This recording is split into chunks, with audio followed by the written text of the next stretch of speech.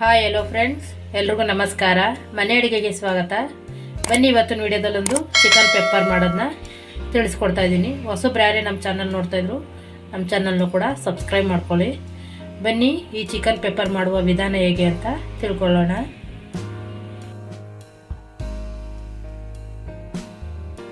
ಬನ್ನಿ, ಈಗ ಒಂದು ಪಾನ್ನ ಕಾಯಕ್ಕೆ ಇಟ್ಟಿದ್ದೀನಿ. ಅದಕ್ಕೀಗ ಒಂದು 4ರಿಂದ 5 ಸ್ಪೂನ್ ಆಗೋಷ್ಟು ಎಣ್ಣೆ ಹಾಕ್ಕೊಳ್ಳೋಣ. ಎಣ್ಣೆ ಜಾಸ್ತಿ ಇದ್ದಷ್ಟು ಪೆಪ್ಪರ್ ತುಂಬಾ ಚೆನ್ನಾಗಿ ಬರುತ್ತೆ.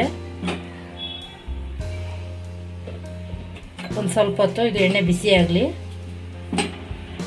ಬನ್ನಿ, ಈಗ ಎಣ್ಣೆ ಬಿಸಿಯಾಗಿದೆ.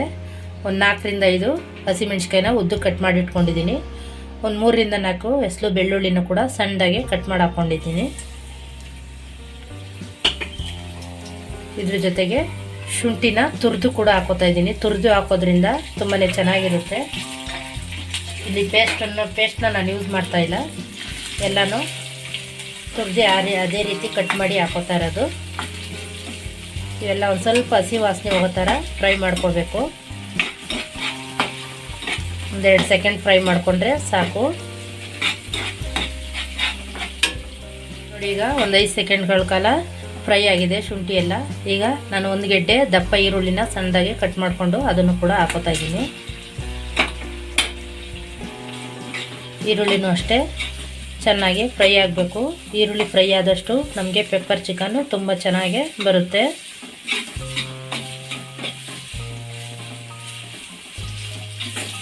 ನೋಡಿ, ಈಗ ಈರುಳ್ಳಿ ಕೂಡ ತುಂಬಾ ಚೆನ್ನಾಗಿ ಸಾಫ್ಟಾಗಿ ಎಣ್ಣೆ ಅಂಶ ಕಡಿಮೆ ಥರ ಆಗಿದೆ. ಇದು ಜಾಸ್ತಿ ಉರಿ ಬಿದ್ದರೆ ತುಂಬಾ ಸೌಂಡ್ ಬರ್ತಾ ಇರುತ್ತೆ. ಈ ರೀತಿ ಫ್ರೈ ಆಗಿರೋದ್ರಿಂದ ಎಣ್ಣೆ ಈ ಥರ ಫ್ರೈ ಆಗಿರೋದ್ರಿಂದ ಗೊತ್ತಾಗುತ್ತೆ, ಈರುಳ್ಳಿ ಫ್ರೈ ಆಗಿರೋದ್ರಿಂದ. ಇದಕ್ಕೆ ನಾನು ಕರ್ಬೇವಿನ ಸೊಪ್ಪು ಕೂಡ ಹಾಕೋತಾ ಇದ್ದೀನಿ. ಕರ್ಬೇವಿನ ಸೊಪ್ಪು ಆಪ್ಷನಲ್ಲು, ಹಾಕಿದ್ರೆ ಚೆನ್ನಾಗಿರುತ್ತೆ. ಅದನ್ನು ಕೂಡ ಹಾಕೋತಾ ಇದ್ದೀನಿ. 1-2 ಕಡ್ಡಿ ಕರ್ಬೇವಿನ ಸೊಪ್ಪು ಹಾಕ್ಕೊಂಡ್ರೆ ಸಾಕು. ಲೋ ಫ್ಲೇಮ್ ಇಟ್ಕೊಂಡೆ ಫ್ರೈ ಮಾಡ್ಕೋಬೇಕು. ಹೈ ಫ್ಲೇಮ್ ಆದರೆ ಸೀದೋಗ್ಬಿಡುತ್ತೆ. ಲೋ ಫ್ಲೇಮ್ ಇಟ್ಕೊಂಡೆ ಫ್ರೈ ಮಾಡ್ಕೊಳ್ಳಿ ಎಲ್ಲನೂ. ಈಗ ನಾನು ಒಂದು ಅರ್ಧ kg ಆಗೋಷ್ಟು ಚಿಕನ್ನ ತೊಳೆದು ಇಟ್ಕೊಂಡಿದ್ದೀನಿ, ಅದನ್ನು ಹಾಕೋತಾ ಇದ್ದೀನಿ.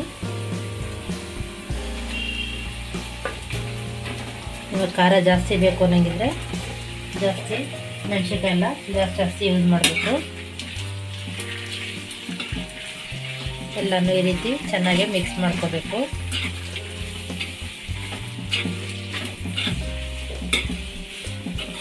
ನೋಡಿ, ಈಗ ಚಿಕನ್ ಹಾಕಿ ಎಲ್ಲನೂ ಕೂಡ ಒಂದು 10 ನಿಮಿಷದ ಕಾಲ ಮಿಕ್ಸ್ ಮಾಡ್ಕೊಂಡಿದ್ದೀನಿ. ಇದು ಚಿಕನ್ನು ಎಣ್ಣೆಲೆ ಚೆನ್ನಾಗಿ ಬೇಯಬೇಕು.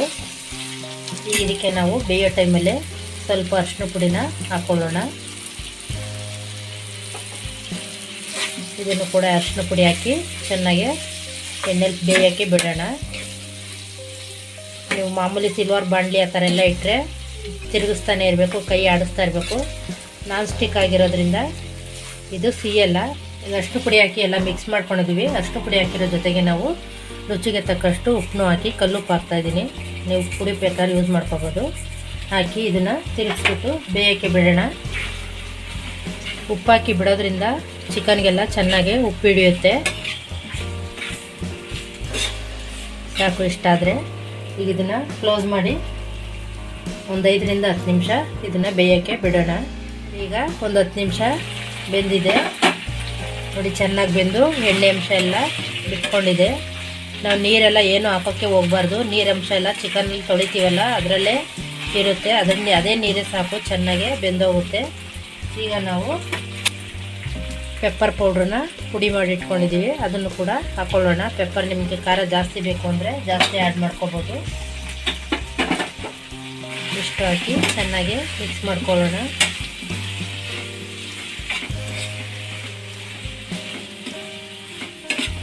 ನೋಡಿ, ಈಗ ಪೆಪ್ಪರ್ ಹಾಕಿ ಚೆನ್ನಾಗಿ ಮಿಕ್ಸ್ ಆಗಿದೆ.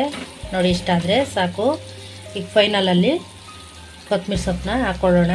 ಸ್ವಲ್ಪ ಕೊತ್ತಂಬರಿ ಸೊಪ್ಪು ಇದನ್ನು ಹಾಕಿ ಇಷ್ಟೇ, ಇದಾಗೋಯ್ತು. ಸ್ಟವ್ ಆಫ್ ಮಾಡ್ಕೊಳ್ಳೋಣ.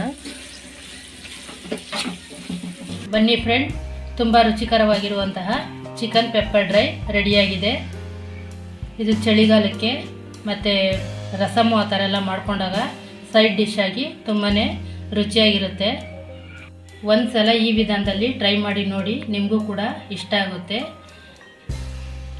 ಈ ರೆಸಿಪಿ ನಿಮ್ಗೆ ಇಷ್ಟ ಆಗಿದ್ದರೆ ಒಂದು ಲೈಕ್ ಮಾಡಿ, ಶೇರ್ ಮಾಡಿ. ಹಾಗೆ ಹೊಸಬ್ರು ಯಾರೇ ನಮ್ಮ ಚಾನಲ್ ನೋಡ್ತಾಯಿದ್ರು ಕೂಡ ನಮ್ಮ ಚಾನಲ್ನು ಕೂಡ ಸಬ್ಸ್ಕ್ರೈಬ್ ಮಾಡ್ಕೊಳ್ಳಿ. Thank you friends. ನೆಕ್ಸ್ಟ್ ವೀಡಿಯೋದಲ್ಲಿ ಸಿಗೋಣ.